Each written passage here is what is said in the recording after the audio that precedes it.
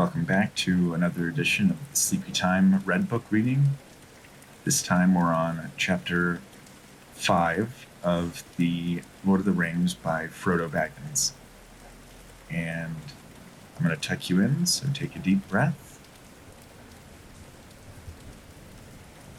Elrond had provided us all with warm clothing and cloaks lined with fur.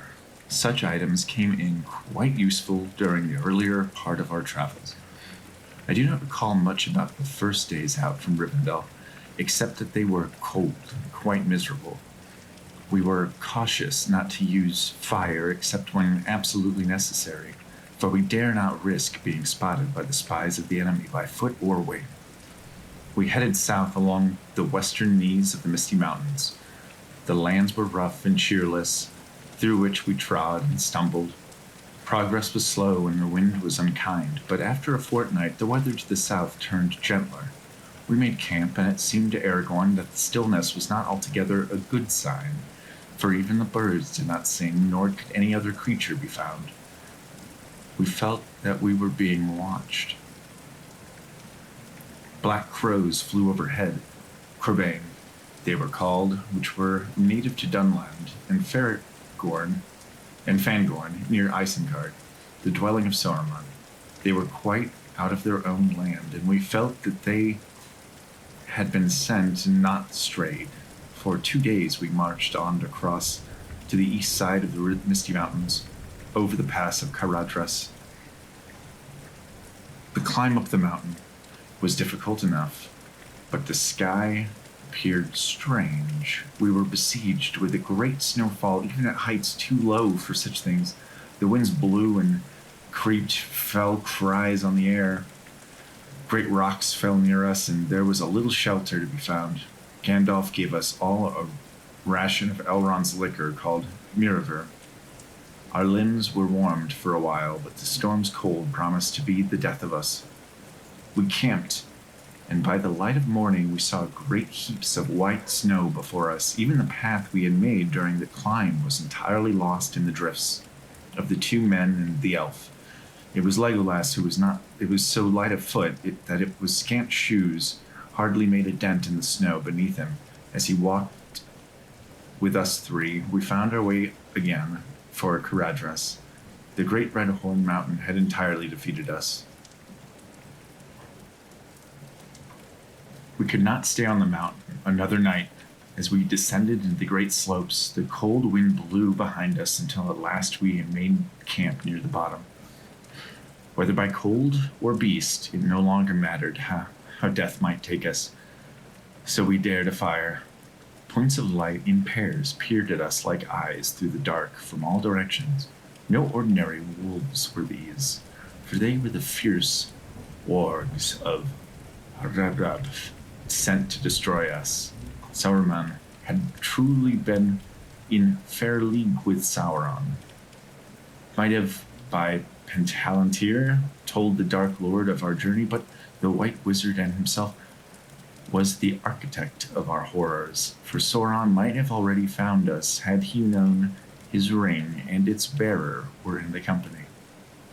Legolas' keen eye landed a singular arrow through the neck of one beast who ventured an attack, but it was Gandalf who conjured a flame so robust that it set all the trees on the hill afire. By morning, no more beasts were to be found, only charred trees. Legolas's lonely arrows scattered upon the ground. At length, a great debate ensued. Boromir wanted to travel south, where the Misty Mountains ended at the expanse of the land called the Gap of Rohan, but this put us on the ring right at the foot of Isengard, where Saruman dwelt, a risk too dangerous and beyond necessity. If we could not go over the mountain or around it, then there was but one choice: to travel under it.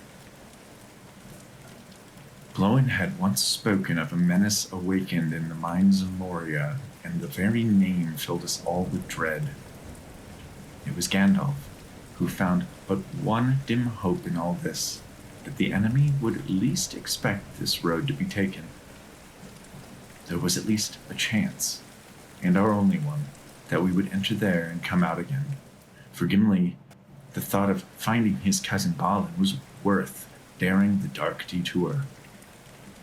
To reach Moria by nightfall was our quest, and we did so in reluctant agreement. Our feet ached by the time we reached the walls of Khazad-dûm. The gloomy lake that lay beside the road gave us little space to run in case of attack. For as faithful as Bill had been to us, it would have been more cruel to take him under the mountain rather than set him free. Sam was quite dismayed to let things, not only their bond has grown strong, but we all feared that the wargs would devour him before he could find a soft road. But Bill had as much chance of making it home as any of us. With some effort, Gandalf found the elven entrance into Moria. Emblems of elf and dwarf wrought in Ithilden gleamed by starlight and moonlight. There stood sparkling in the darkness the immortal wakens of Durin, the tree of the high elves, and the star of the house of Fëanor. The entrance was a smooth door of stone and quite impossible. In the ancient elven tongue were inscribed the words over an arch that joined two pillars. The doors of Durin, land of Moria, speak friend, and enter. How to open the door was our next challenge. Pippin's incessant questions distracted Gandalf, who was casting every spell he knew. As the wizard bristled at my young cousin and continued his attempts at opening the door, the howling of wolves once again filled the air. Boromir was impatient and took it out on the black pool of water at our feet. He threw a stone for sport, but I feared the water now more than the wolves, and begged that it not be disturbed. After a long guess, Gandalf said aloud the elvish word for friend, Mel. The door split in the middle and parted on hinges afore invisible, and with little time to spare, Bill started in fear and dashed away into the night. The dark pool began to stir, and out of it sprang a tentacle, followed by 20 more. Like a host of snakes, it seized once and dragged beneath the surface. By a vile creature of the deep, it was Sam, and came to my rescue when he might have chosen to run instead of after the pony. He slashed at the beast with his knife until it released me. We rushed through the gateway, which on its own power shut the beast and all of the night out, and the company inside a tunnel into a cold blackness. It was the night of 13 January when we began our journey through the mountain. It would be 3 or 4 days marching to complete the 40-mile trek without mishap. It was indeed great fortune to have Gandalf leading the company, for without his staff illuminating our path, we would have quickly come to grief with only what we might have taken in the darkness. Not only were there numerous roads and paths from which to choose, there were endless fissures and chasms threatening to make a quick end of us. One such crack opened, spanning 7 feet or more across. Again, Sam pined for his rope, nearly cursing himself for having forgotten it. The march began with a long climb of some 200 stairs, and on through a seemingly endless labyrinth of passages and narrow walkways. I became aware that my senses were heightened, for I noticed that I could see more in the dark than the others, save Gandalf, although I said nothing of it. I was keenly aware of evils ahead of us, and behind the ring at the times felt heavier burden than it ought, and I wondered if my mortal wound were not playing some part in this. No, I dare not speak of what my senses told me, lest I imagined it and needlessly alarmed the others, but I thought I heard footsteps. Bare footsteps of feet as we walked. No echo it was, for when we halted, the sound pattered in for a while before it again grew still. At length, we stopped to make our own beds near a well that greatly interested Pippin. My dear young cousin could not resist tossing a stoke into it, but The sound it made gave us a start. Gandalf had not the patience for his foolish tookishness, for the Tooks of the Shire were known for their occasional recklessness, and nearly bade Pippin to cast himself in as a favor to the company. Something had been disturbed that might have been better left quiet, for soon there was a sound of tapping drums, like a code of a sort, echoing and answering. The sound trailed away, and nothing more was heard, although Pippin was given first watch as he slept. Gandalf soon retired, him of his punishment, to assess the next leg of our journey. He roused us often a nearly ample rest, and we resumed our march. 8 hours passed, and 15 miles up were covered that day. In the gloom, I remained uncertain that we had been trailed. As we sought for a place to sleep, we passed through a large archway into a vast cavern. Gandalf's staff cast great shadows and countless pillars that reached high over our heads. It was the realm of the legendary city of Glorindel, which the Gandalfs called Khazad-dûm. Gimli told us that in the days of old it had been a bright and majestic place filled with light. We honored it length and a chant of lore, sending his voice rising high to the unseen roof, where it dissolved into soft echoes overhead. In his song he spoke of piles of jewels long gone, and we wondered why Durin, Balin, and their kin would ever want to return. Gandalf spoke of their desire for mithril, the most precious metal to be found in these mines. The dwarves delved too greedily and dug so deeply that they awoke a great evil, and fled. Orcs had taken all that remained which had been unearthed. Gandalf wondered what had become of Bilbo's shirt of mithril mail, for it was never told that its value was greater than all of the Shire and everything in it. I shuddered at the thought of wearing anything of such value under my shirt, but I said nothing of it. The very mention of Bilbo's name only made me long to be with him in Rivendell once again. We slept, and upon waking resumed our march. It was 15 January when we came upon a large square chamber that appeared to me as a tomb upon a slab of deeply graven runes. In the tongues of men and dwarves was written, Balin, son of Fundin, Lord of Moria. Gimli was quite bereft, and simply covered his face with his hood. We found a large volume, upon which I plundered a box of wood. The book had been slashed and burned, as its pages so stained with blood that they could barely be discerned. Gandalf attempted to gather what information he could from the various dwarf and elf runes. The place had been overrun by orcs. The last lines were in the hand of Orin.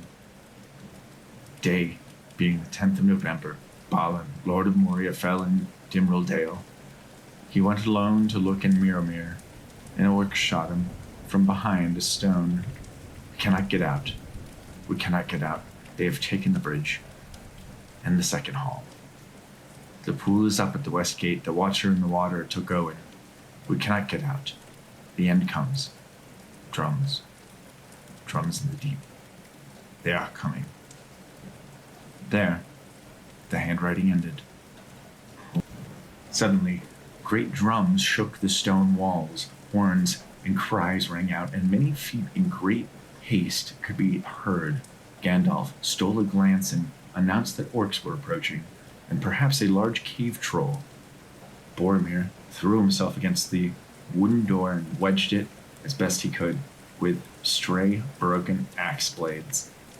Staying served me well, for even as Boromir's blade fell, notched from his hand while striking it, an intriguing orc arm, my blade severed the limb, whose blood dripped and smoked on the ground.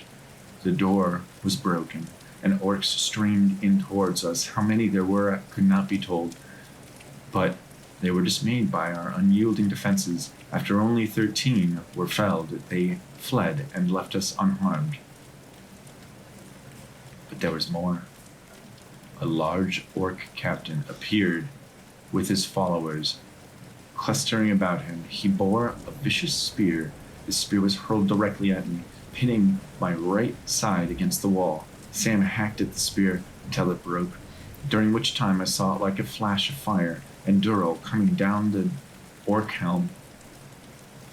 It bursted asunder and felled its owner with a cloven head. Gandalf commanded us to flee, as though it were foolish of us to be concerned about him. He detained our pursuers with spell unseen. As we fled the chamber, Aragorn swept me up, thinking that I was nearly dead, but I assured him that I was quite whole and not beyond the ability to use my own feet. We headed down a long series of stairs, and Sam, more concerned for my welfare than his own, helped me. Gandalf followed me, looking quite spent, and we continued our descent for nigh an hour more.